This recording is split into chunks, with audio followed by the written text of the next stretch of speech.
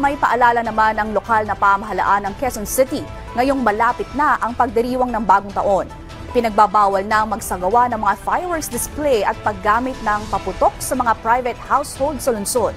Para sa iba pang detalye, nasa linya ng telepono si Quenze Bocobo ng IBC 13. Quenze? Sheila, mahigpit na ipinagbabawal ng QC Department of Public Works and Safety ang pagpapaputok ng mga fireworks sa mga private and public areas kung walang permit mula sa kanilang opisina.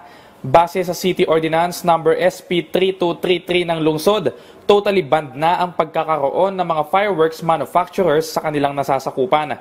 Para naman sa mga resellers ng paputok, may guidelines silang dapat maipasa upang mapayagan ng ahensya.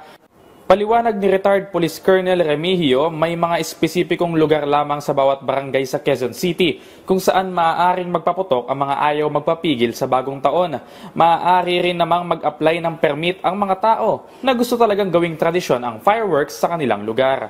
Ang mga mahuhuling magpapaputok sa tapat ng mga bahay at wala namang permit kahit na nasa pribadong subdivision ay maaaring pagmultahin ng 3,000 piso. Para naman hindi na gumastos pang bumili ng mga paputok, inaanyayahan ng QC-LGU ang kanilang mga residente na magtungo na lamang sa QC Memorial Circle dahil may inihanda silang programa at fireworks display na siyang ikatutuwa ng lahat. Ayon pa kay Police Colonel, bawal na bawal rin ang mga below 18 years old na humawak ng mga paputok. Sheila, mayroon ring pribadong programa ang Eastwood Libis at Soler para naman daw ito sa mga gustong maglaan ng budget sa New Year's Eve. Ang programa naman sa QC Memorial Circle ay magsisimula ng alas 5 ng hapon sa huling araw yan ng taon.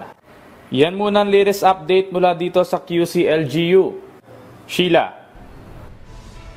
Maraming salamat, Quenzel Bocobo ng IBC 13.